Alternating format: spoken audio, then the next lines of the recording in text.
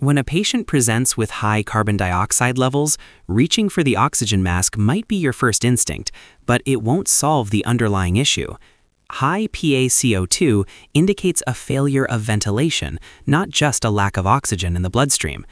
Increasing the FiO2 helps the blood carry more oxygen, but it does nothing to clear the metabolic waste of CO2.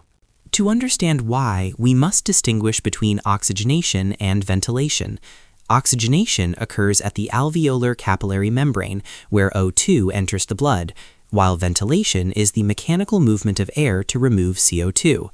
Carbon dioxide clearance depends entirely on minute volume, which is the product of respiratory rate and tidal volume.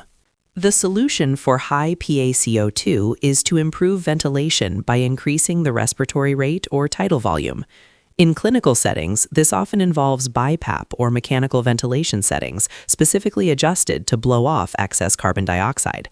As a nurse, prioritize interventions that support the mechanics of breathing rather than just turning up the oxygen flow.